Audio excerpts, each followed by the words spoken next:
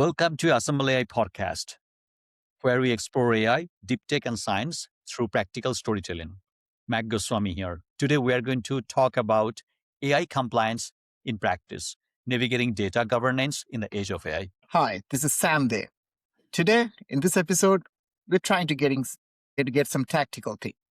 What actually happens inside companies trying to comply with AI regulations while juggling between making sure that data governance practices will intact and follow proper guardrails. So, we will talk about data governance, model documentation, audit trails, the unsexy stuff that makes or breaks your AI strategy.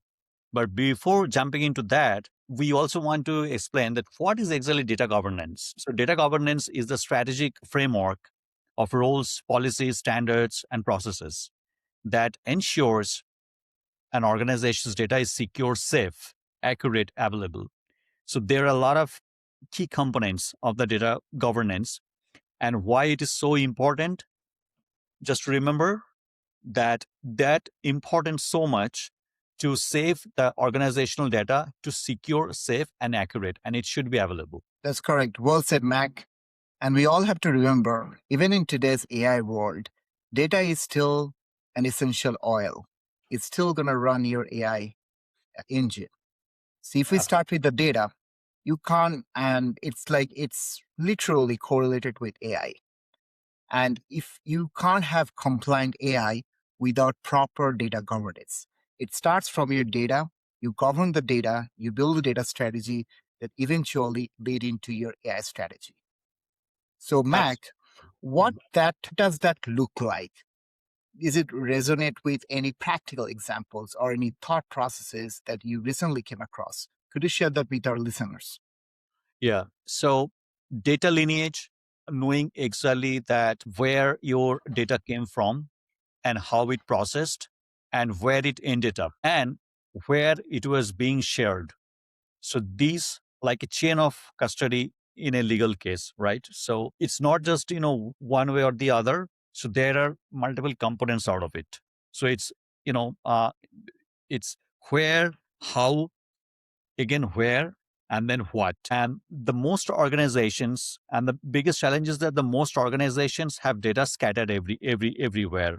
So they probably not following strictly about the data lineage part. Yeah, I mean, you know what? It just kind of reminded me of our previous episode where we talked about the EU AI Act. For our listeners who haven't listened to that episode, go to our channel and make sure you follow and subscribe to our channel and download that episode on EU AI Act and listen to it. Now, back to that, Mac.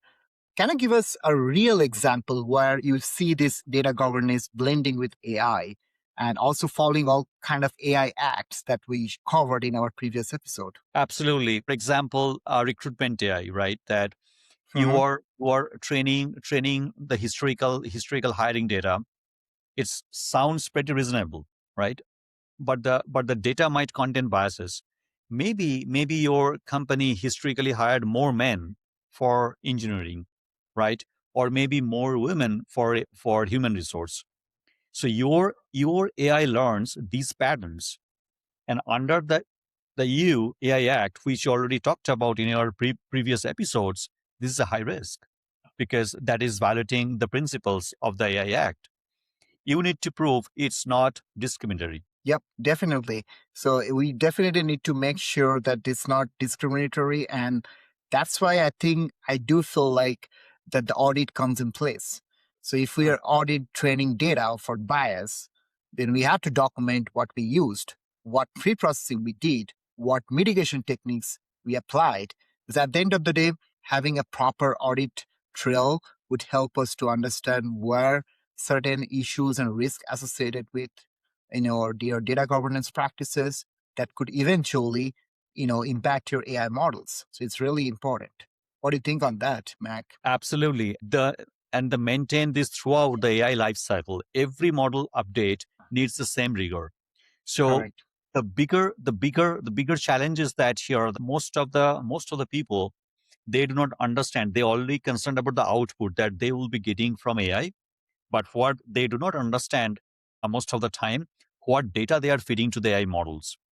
If the historical data is not accurate or it has already the biasness, you will get the output also biased, right? I mean, it's no brainer. And so then we are blaming the AI model. It's not about the AI model. AI model is you just how you are feeding the data. So so your data is biased, your output will also get biased. Correct. Since this particular episode is more data centric than AI, I mean, I was just thinking that GDPR already regulates the data practices.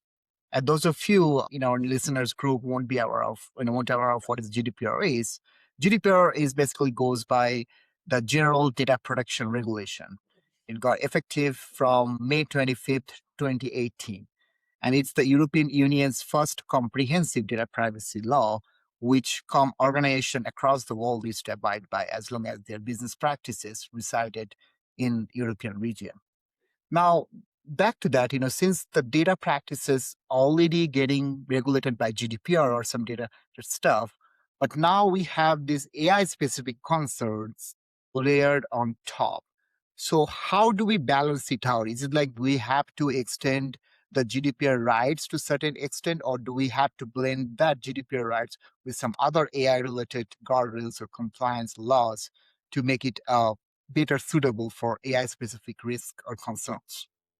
What do you think about that? Yeah. So the first thing is that the GDPR gives the individual rights like Mhm. access, correction, deletion.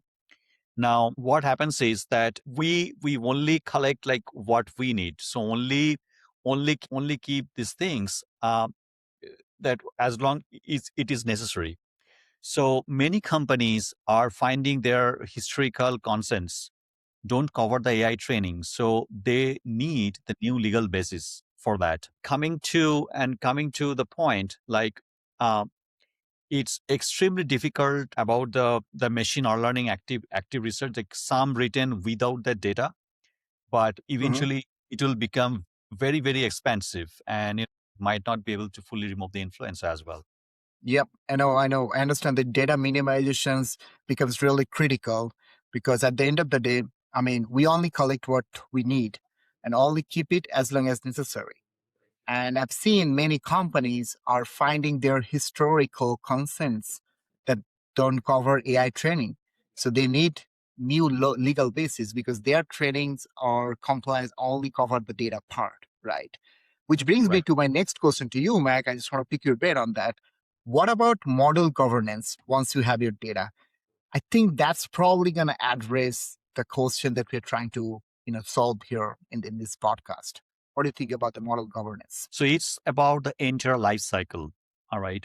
It's model selection. Then we can question about that why this architecture is training.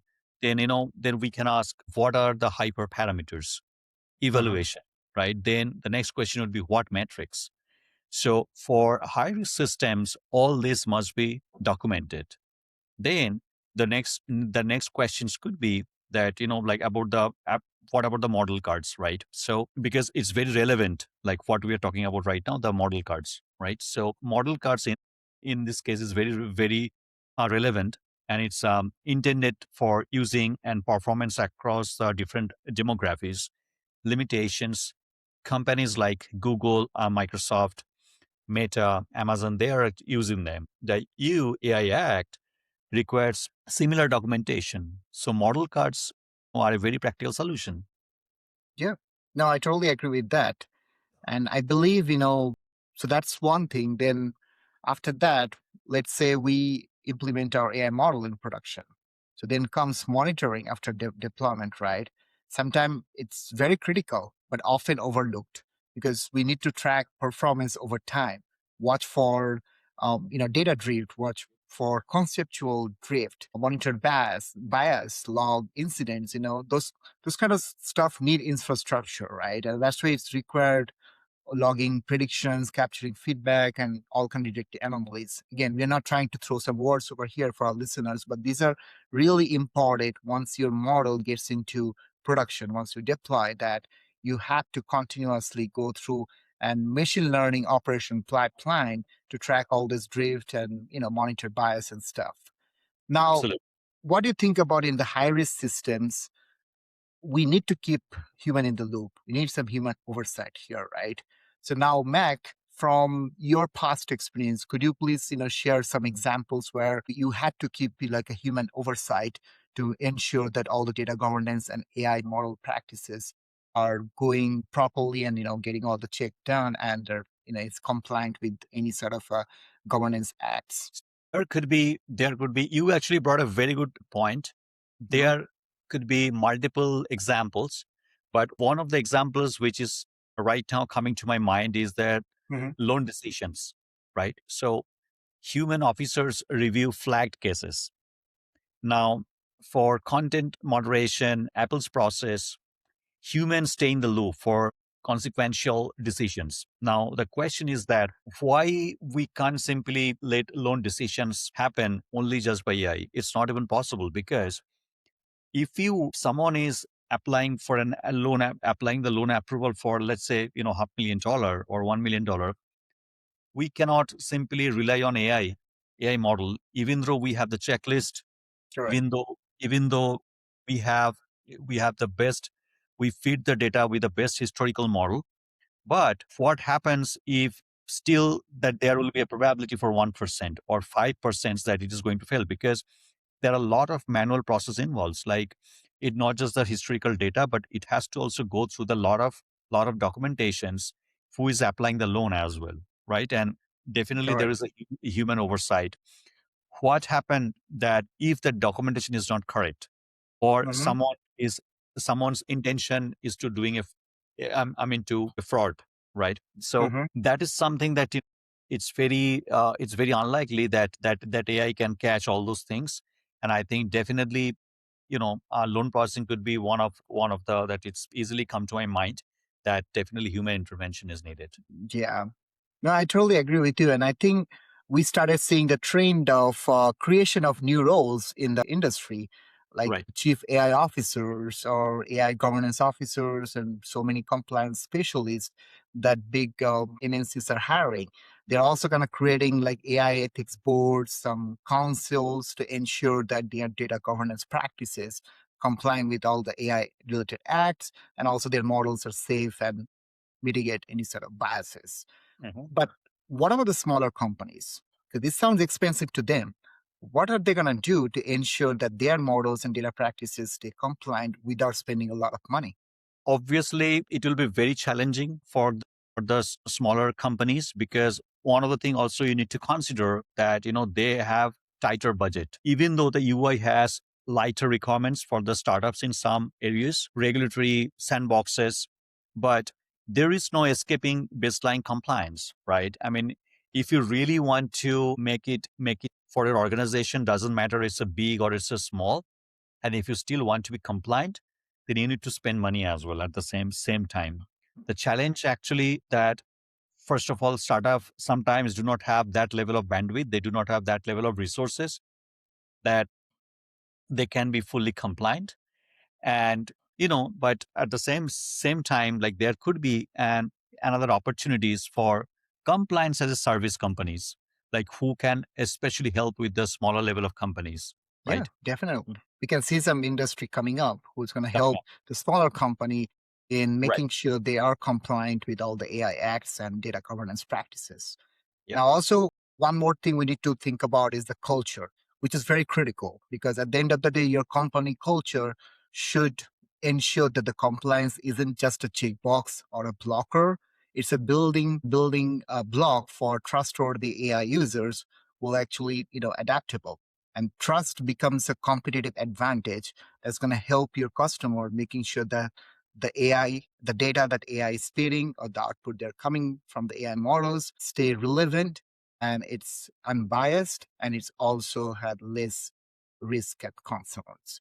Now, Mac, over to you to share any final thoughts before we wrap up this episode. Absolutely. And I think it's a very nice conversations with you, Mag, because we covered a lot of stuff. We covered overall the data governance size and how we are using the data, then how to be data compliant on enterprise level, how EU AI Act is going to take a big role here. One of the things that definitely I want to share is that the compliance is a journey, it's not a destination. So Correct. um, build flexibility into your systems, and stay engaged with the regulatory landscape. Don't go it alone. There are communities of practice emerging, and always think in that way that even if you are one of the smartest employees, or you are one of the smartest persons that who are using AI, who are creating the AI related object, but at the same time, you also need to make sure that you are fully compliant. Who knows who is using your data? Who knows that you are using someone else sensitive data? So there should be a line, I mean, in both the scenarios, right? So that's the episode is only for, for you guys. Always keep compliant, always stay up to date. What about the data governance and how the data is compliant with your regulations as well, not just for enterprise level, also for the personal level as well. So good governance always enables innovation, and it's not the enemy. So thanks for tuning in to Assemble AI. Please subscribe to our channel, subscribe to our newsletter, subscribe to LinkedIn. Until next time, keep building reasonably. Thank you. Thank you.